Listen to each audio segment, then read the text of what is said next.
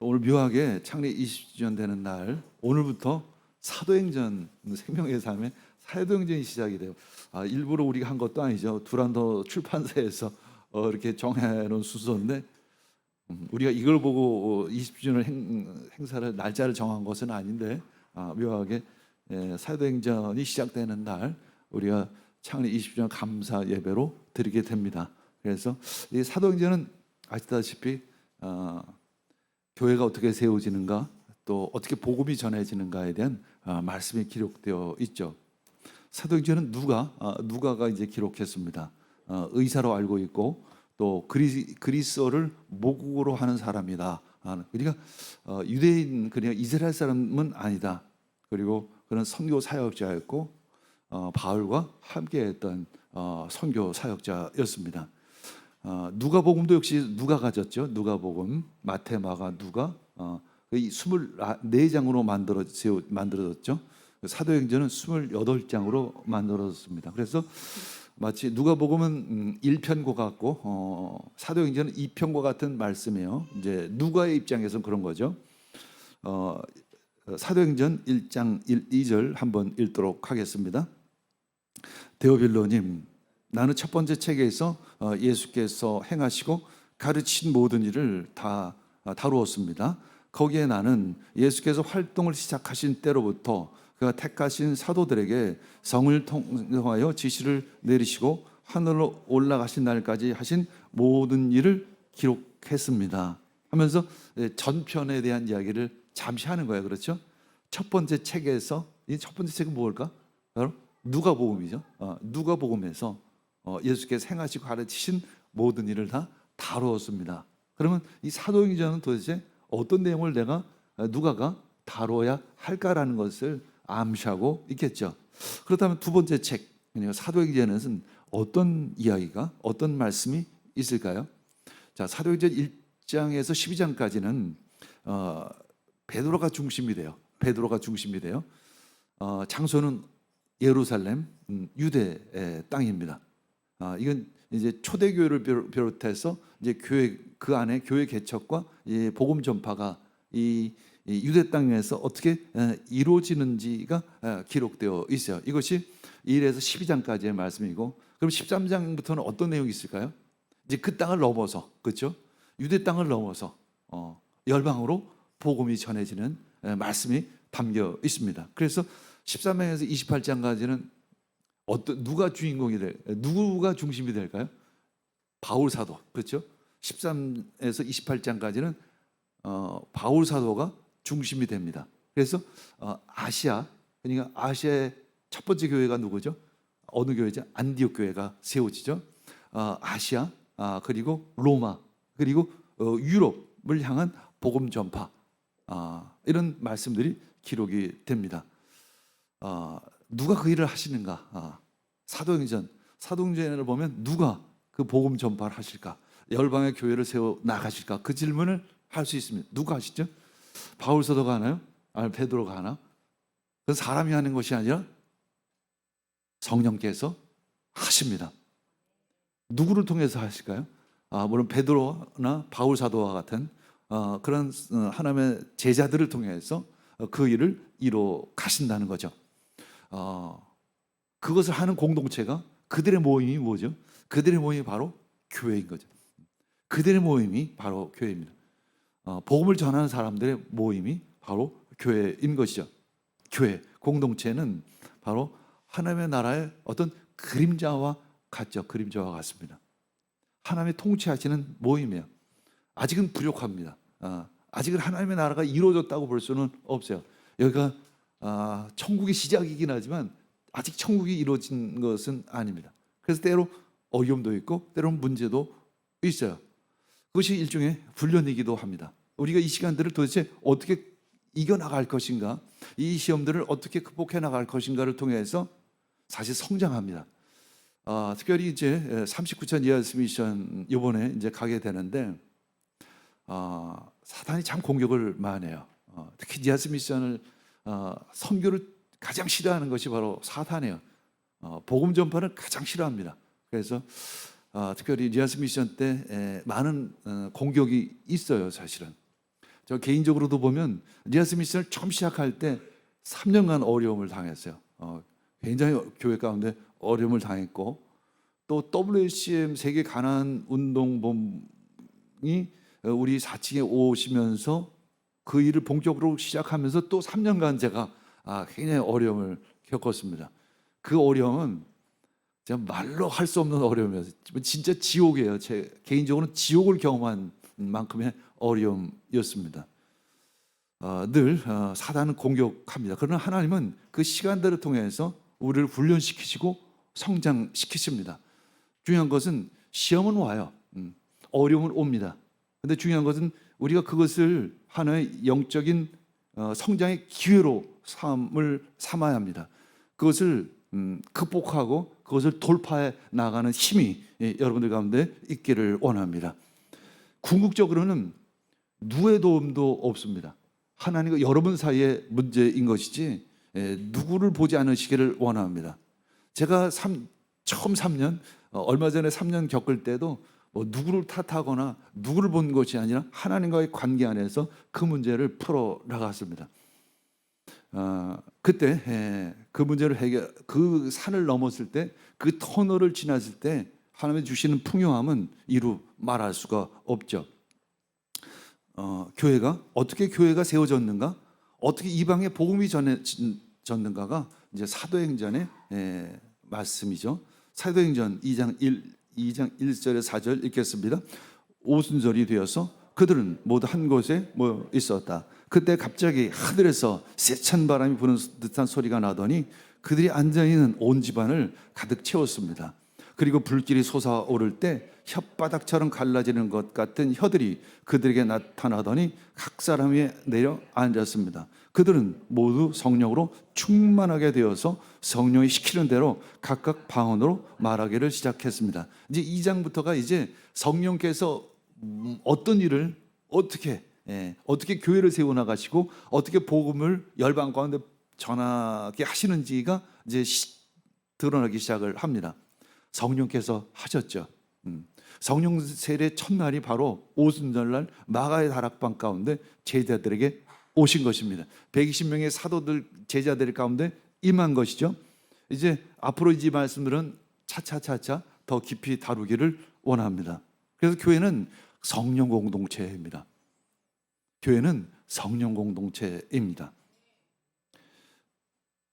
사도행전 2장 40절에서 42절 읽겠습니다.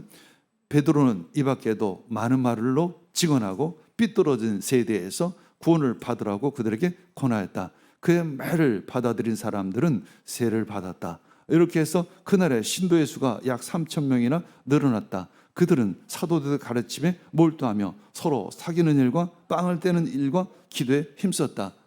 이제 사도행전 2장은 오순절날 마가의 다락방 가운데 성령님이 임하시는 120명의 제자들에게 임하는 말씀이 있죠. 그러면서 무엇으로 마무리되냐면 초대교회가 이렇게 세워졌다라는 것으로 말씀하고 있습니다. 3,000명이 회개했죠. 3,000명이 하나님께 돌이켰습니다. 그래서 이 사람들을 통해서 초대교회가 시작이 되는 것이죠. 그래서 그 초대교회 성도들, 이 사람들이 어떤 모습으로 교회를 섬겼는지가 잠깐 2장 40절에서 42절 가운데 기록되어 있는 것입니다. 이렇게 해서 초대교회는 시작이 됩니다. 오늘 말씀은 여러분들이 서론이라고 생각하고 앞으로 하나씩 차근차근 말씀 듣기를 원합니다. 다시 사도행전 1장으로 돌아가요. 1장 3절 읽겠습니다. 예수께서 고난을 받으신 뒤에 자기가 살아계심을 여러 가지로 증거로 나타내셨습니다. 그는 40일 동안 그들에게 여러 차례 나타나시고 하나님 나라에 관한 일들을 말씀하셨습니다. 부활하신 예수님께서 40일 동안 이 땅 가운데 계셨다는 거예요. 40일 동안. 그리고 나서 들려 올리셔서 승천하셔서 하나님의 보좌 우편에 앉으셔서 성령님을 통해서 제자들을 통치하기 시작을 하셨다라는 거죠. 40일 동안 계시면서 어떤 일을 하셨을까요? 대표적으로 어떤 일을 예수님께서는 하셨을까요? 하나님의 일에 대한 것을 말씀하셨다는 거예요. 하나님의 일에 대한 것들을 말씀하셨어요. 왜? 그러면 왜 40일 동안 하나님의 일에 대한 것을 그것이 초점이고 그것이 목적이에요, 사실은. 우리 교회가 중요합니다. 그러나 우리 교회가 목적은 아닙니다. 하나님 우리 교회를 통해서 하나님의 나라를 향하고 하나님의 나라를 세워나가기를 하나님께서 원하시는 거죠. 그래서 교회는 하나님의 나라를 향한 공동체가 되어야 합니다. 그래서 아까 우리 비전을 나눴듯이 왜 우리가 선교해야 되고 왜 복음을 전해야 될까라는 질문을 한다면 당연히 교회는 선교이고 복음을 전하는 그 부르심을 받은 것이 교회라는 공동체인 거죠. 너희들끼리 그냥 먹고 마시고 그냥 편하게 예배드리고 기도하고 성도교회 그것만이 다가 아니라 그 이상으로 예수 그리스도를 교회 밖으로 열방까지 땅끝까지 전하라는 것이 하나님께서 교회를 세우신 이유이고 목적인 것입니다. 그래서 하나님의 나라에 관한 일을 예수님께서 주셨습니다. 요한복음 3장 5절 읽겠습니다. 예수께서 대답하셨다. 내가 진정으로 너에게 말한다. 누구든지 물과 성령으로 나지 아니하면 하나님의 나라에 들어갈 수 없다. 우리가 하나님의 나라에 어떻게 들어가죠? 문 열고 여기 교회 들어올 때 문 열고 들어오죠. 때로는 우리 교회 한우가 땅이 많은 게 성도가 되기 위해서 등록카드를 적습니다. 기록하고 정도가 됩니다. 마치 회원이 되는 것 같은 착각을 하죠. 무슨 로타리 클럽 회원이 되는 것이 아니에요. 진짜 하나님의 나라의 백성은 어떤 사람일까? 오늘 말씀이죠. 내가 진정으로 너에게 말한다. 물과 성령으로 거듭나지 아니하면 하나님 나라에 들어갈 수 없다는 것입니다. 물은 회개를 죄 씻음의 회개를 의미합니다. 죄 씻음의 회개를 받은 사람이 성령으로 성령의 성전이 되어지는 거죠. 이렇게 해서 거듭나서 하나님 나라에 들어갈 수 있다라고 예수님이 우리에게 가르쳐주고 계십니다. 도대체 하나님의 나라는 어떠한 곳일까요? 근데 아무리 봐도 예수님께서 하나님 나라에 대해서 딱 하나님 나라는 요거야 하고 정의를 내리지는 않으셨어요. 왜 그러셨을까요? 하나님 나라는 이런 곳이야 라고 딱 부러지게 정의를 하지는 않으셨을까? 굳이 얘기한다면 하나님의 통치하시는 곳이에요. 하나님의 통치하시는 곳. 그것이 하나님의 나라입니다. 하나님의 통치가 이미 시작이 됐어요. 그러나 완성되지는 않았어요. 아니 하나님의 나라가 시작되는데 왜 세상은 저 모양 저 꼴일까? 나 역시 나를 돌아오면 왜 온전히 하나님을 믿지 못할까라고 생각할 수 있어요. 왜냐하면 하나님께서 이미 시작을 하셨지만 아직은 완성한 것이 아니에요. 통치를 시작하셨습니다. 예수님께서 이 땅 가운데 오시고 또 십자가에 못 박히시고 부활하시고 승천하시면서 성령을 우리에게 보내주심으로 말미암아 하나님의 통치를 성령님을 통해서 시작을 하신 것입니다. 복음서에 보면 예수님께서 하나님 나라에 대해서 비유로 설명을 하세요. 늘 비유로 설명을 하십니다. 이거다라고 딱 정리를 하지 않았어요. 왜 그럴까요? 내가 상상할 때는 만약에 딱 정리를 한다면 상당히 오해가 있습니다. 인간의 단어로 천국을 얘기할 수 있을까요? 사람의 단어로 하나님의 나라를 설명할 수 있을까요? 마태복음 13장 44절에 보면 천국은 마치 밭에 감춘 보와 같으니 이렇게 해서 참 애매하게 예수님 말씀하시죠. 밭에 감춘 보화와 같다. 이 뜻은 뭐냐면 천국은 감춰져 있다는 거예요. 상당히 비밀이라는 것입니다. 근데 다음에 마태복음 13장 45절은 이렇게 돼 있죠. 천국은 마치 좋은 진주를 구하는 장사와 같으니. 그래서 이 장사가 어떻게 하죠? 그 보화를 구하기 위해서 자기의 전 재산을 다 팝니다. 이 의미는 뭘까요? 이 천국은 하나님의 나라는 자기 전 재산보다 훨씬 더 가치가 있다는 것을 의미하고, 자신의 것, 가장 중요한 것, 가장 전 재산까지도 팔았을 때 그 보화가 천국이 보이기 시작을 한다는 것을 의미합니다. 등록카드 적었다고 여러분들이 하나님의 나라를 내가 이뤘다고 착각하지 않으시기를 원합니다. 세 번째, 마태복음 13장 47절에 천국은 마치 바다에 치고 각종 물고기를 모으는 그물과 같으니, 이렇게 그물과 같아 이렇게 하고 있습니다. 모이는 것입니다. 어떤 모이게 하는 것, 어떤 의미가 있습니다. 그 다음에 누가복음 13장 19절, 마치 사람이 자기 채소밭에 갖다 심은 겨자씨 한 알과 같으니 이것이 자라서 나무가 되고 열매가 맺고 새들이 그곳에 기들게 된다라는 거죠. 이 하나님의 나라는 굉장히 작게 시작이 된다는 거죠. 초대교회가 굉장히 작게 시작된 것처럼, 그러나 그것은 굉장한 생명력이 있다는 것을 의미합니다. 누가복음 13장 21절에 보면 비슷한 비유가 있습니다. 마치 여자가 가루 서말 속에 갖다 넣어 전부를 부풀게 한 누룩과 같다, 이렇게 표현하고 있죠. 이렇게 하나님의 나라는 시작이 되고 이루어져 가고 있습니다. 오늘 비전을 나눈 것처럼 처음에는 굉장히 작았어요, 사실은. 지하스를 20년 섬겼지만 초창기에 우리가 뭐 그렇다고 돈이 있는 것도 아니고 힘이 있는 것도 아니고 누구에게 뭐 엄청난 후원을 받는 것도 아니잖아요. 그래서 왜 여기를 가야 되는지 때로는 퀘스천이 될 때가 참 많았어요. 이걸 꼭 가야 되나? 가서 하는 일도 그렇게 많은 것 같지는 않은데 도대체 무슨, 하나님께서 어떤 마음, 어떤 계획을 가지고 계실까? 사실은 꿈과 비전은 있지만 상당히 그것이 눈에 보이지 않기 때문에 막연한 부분들이 있었어요. 근데 10년이 지나고 15년이 지나고 거의 20년이 가까워지자 이것이 겨자씨와 같은 것들이 심겨지고 그것이 썩어지고 그것이 자라나고 나무가 되고 이파리가 자라고 열매가 맺혀지기 시작합니다. 이제 열매가 맺혀지는 것이 이제 몇 년 되지를 않아요, 사실은.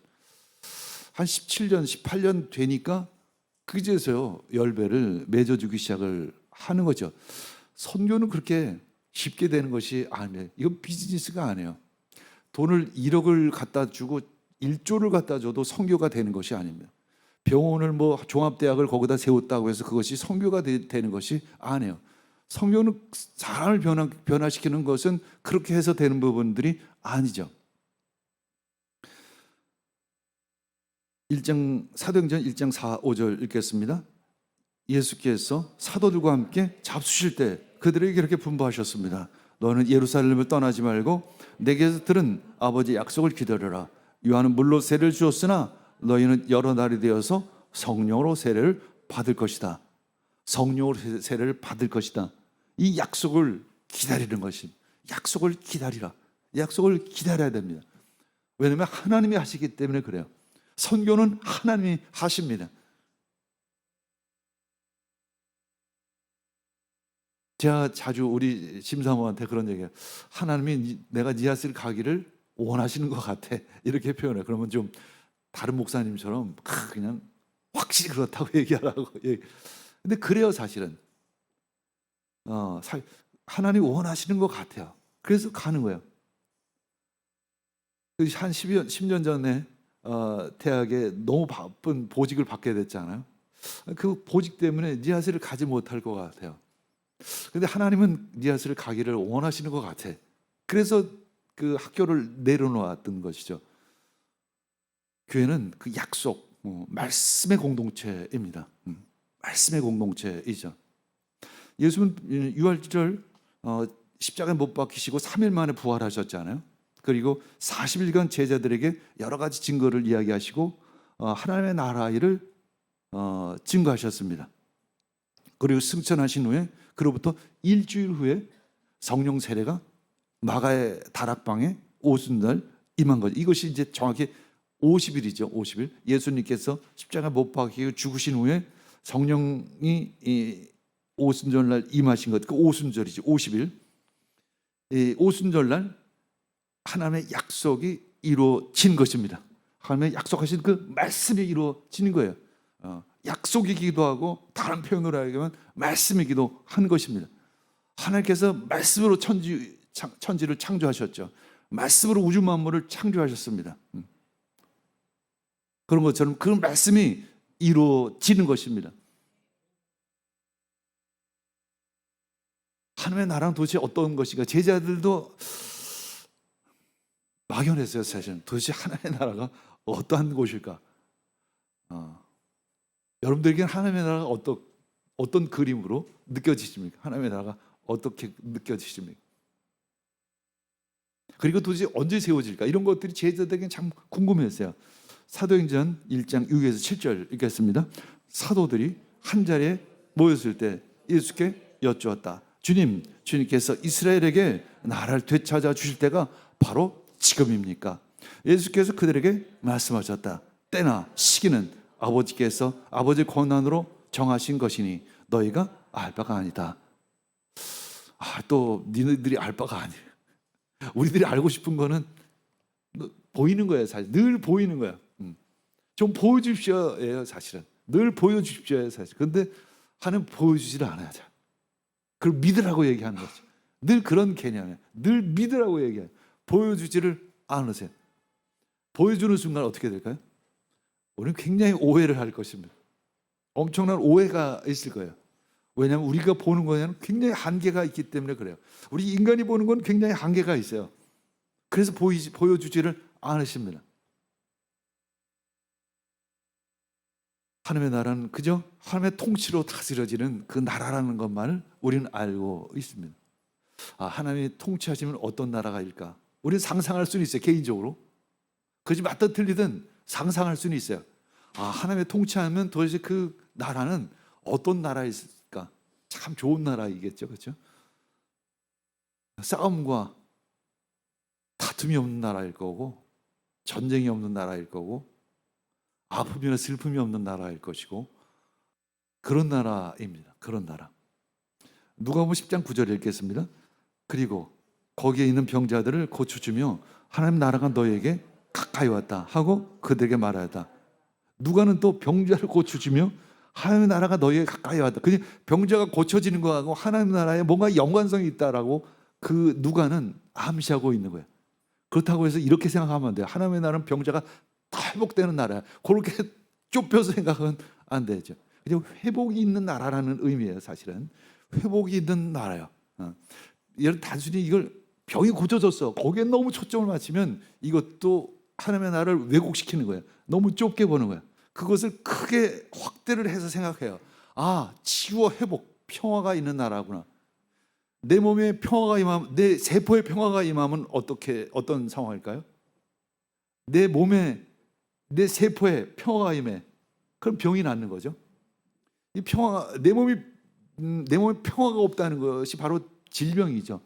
어그러지는 거죠. 무질서해지는 거예요. 사실 무질서해지는 것이 몸의 세포의 균형이 맞지 않는 것이 질병이잖아요. 그것이 모든 것이 질서가 쫙 잡혀나가요. 누가는 의사이죠. 누가의 관점에서 보면 그런 것들이 보이는 거예요. 우리들의 몸이 그냥 평화가 세포마다 이 관절마다 모든 것들이 아주 요소가 자기 자리를 다 찾아가는 거죠. 암세포는 이 왜곡된 세포이잖아요. 그 왜곡된 세포가 없는 거예요. 그러니까 우리가 치유라는 것이 기적이 일어난다 이런 개념보다는 우리가 기도할 때 하나님의 나라가 우리 가운데 임하면, 세포 가운데 임하면 그 쓸데없는 그 왜곡된 세포들이 떠나가는 거죠. 왜곡된 어둠이 떠나가는 거예요. 그렇게 어떤 성경은 작은 것을 더 작게 보지 말고 그 작은 것을 볼 때 크게 볼 줄 아는 안목이 있어야 될 줄 믿습니다.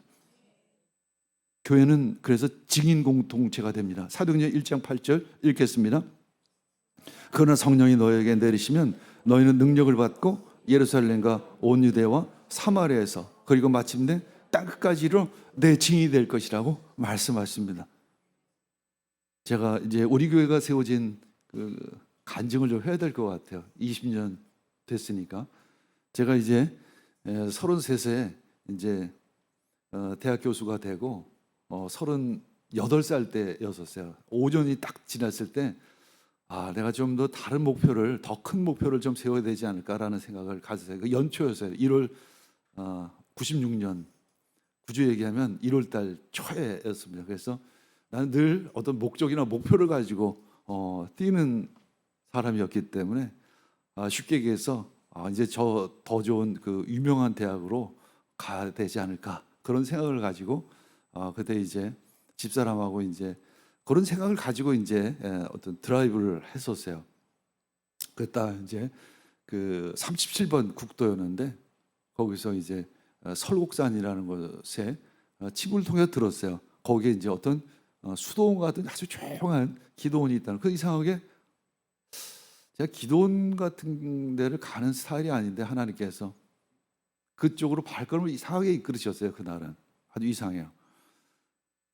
그리고 그날 갔는데 참 눈이 왔어요. 1월 달이었기 때문에 1월 6일 정도 됐는데 토요일이었는데 눈이 부슬부슬 내리는데 참 제가 산을 좋아하는데 그날 그 기도원에서 하루 자자고 그렇게 얘기를 하고 그 다음날 1월 7일 새벽에 산 꼭대기에 올라갔습니다.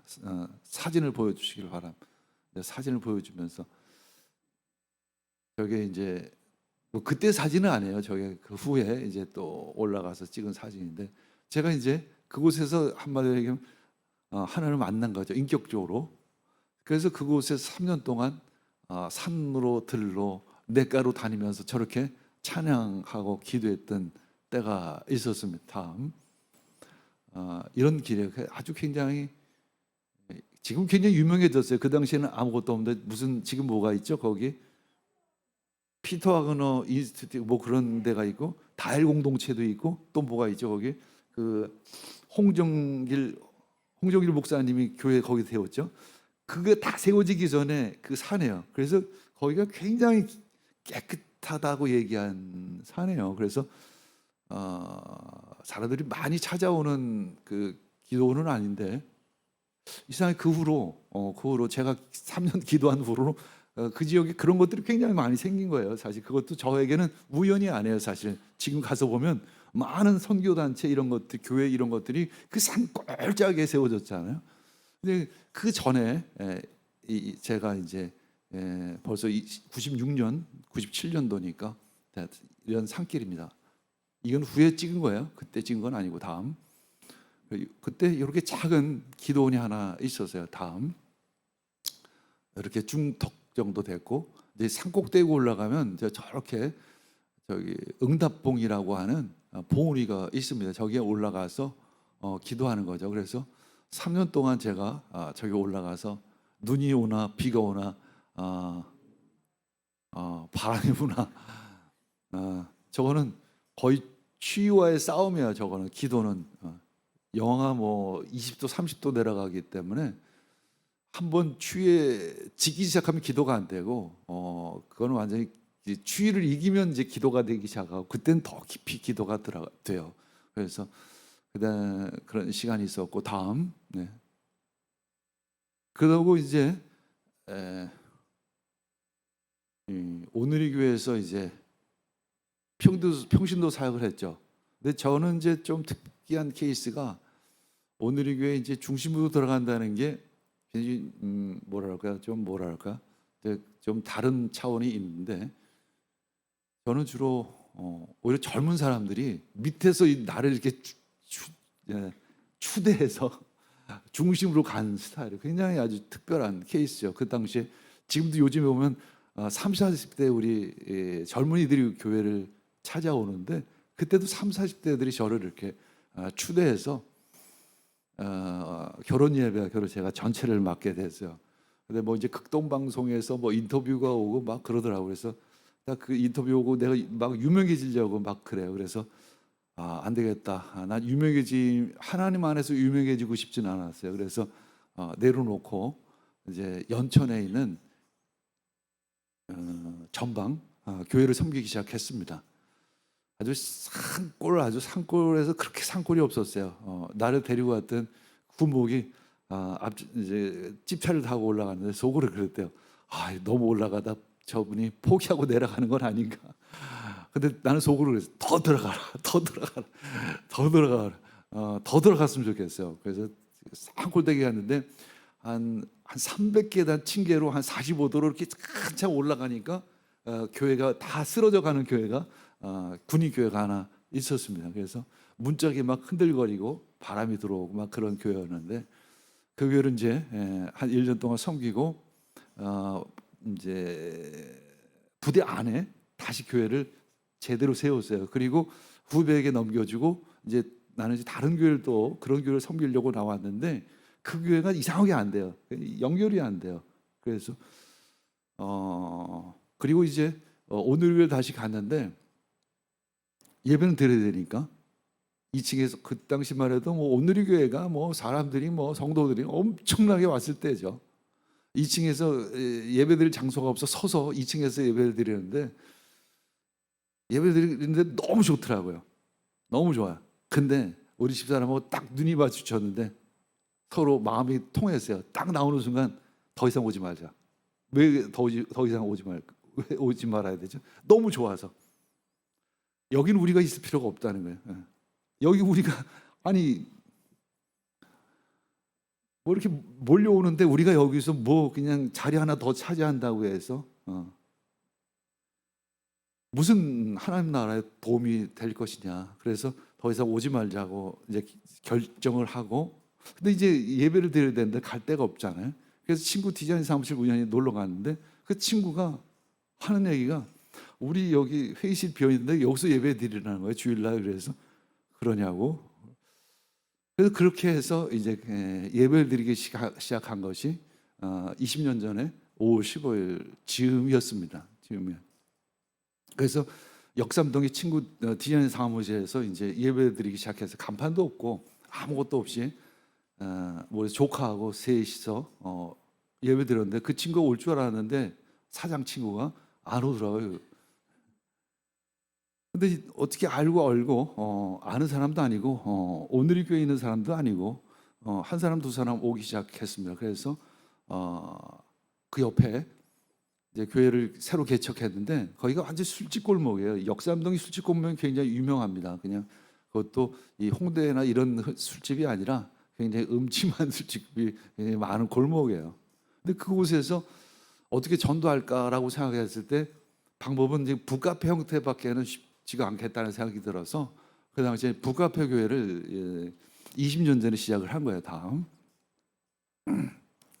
이렇게 이제 낮에는 카페, 주일은 예배 초소. 그래서 굉장히 이쁘게 디자인을 했습니다. 그래서 당시에 뭐 잡지사에서도 촬영 오기도 하고 뭐 저기 천주교회 신부님도 찾아와서 이거 좀 보고 싶다고 오기도 했습니다. 그래서 저 가구들이 제 그 목양실에 지금 있죠. 좀 남아 있는 것들이 지금은 다음. 네.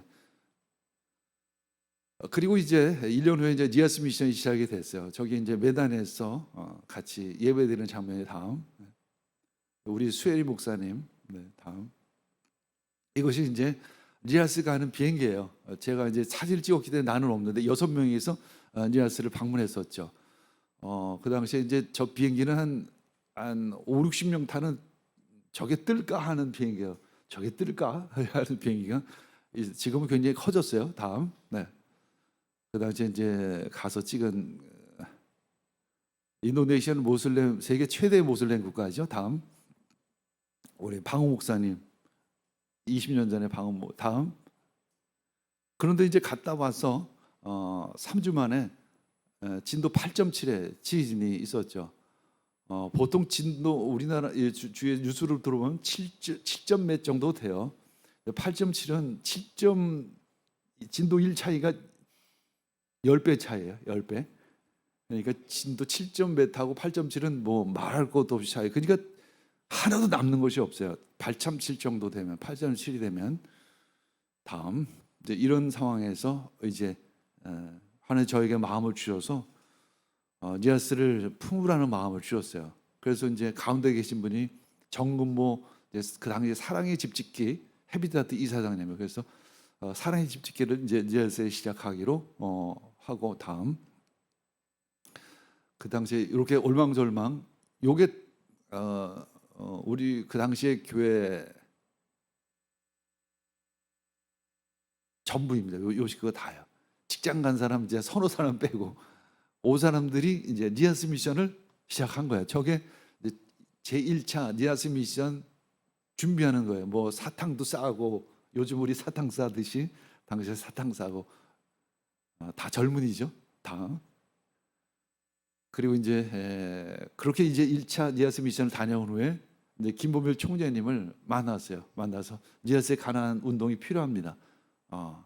그런 마음을 주셔서 갔다 와서 니아스 가난 농구학교를 세우기 시작했죠. 다음 우리 방호 목사 가난 농구학교 교장 다음 우리 한이 제이미 지금은 이제 다 커서 20몇 살이 돼가지고 둘 다 이제 의과대학을 다니고 있어요. 지금은 다음 둘 다 이제 목회하기로 오른쪽이 이제 한이인데 처음으로 통역하는 모습이에요. 다음 가나농원학교 다음 첫 번째 졸업생 다음 첫 번째 졸업생이고 이제 차기 가나농원학교 이제 교장 될 사람 다음 오보잔 목사님 다음 이게 이제 그 다음에 이제 그 역삼동 교회에서 합정동 교회로 갔죠. 다음 합정동 교회 다음 여기 이제 그 다음에 서교동 그러니까 홍대 정문 앞에서 100m 떨어진데 서교동 교회 다음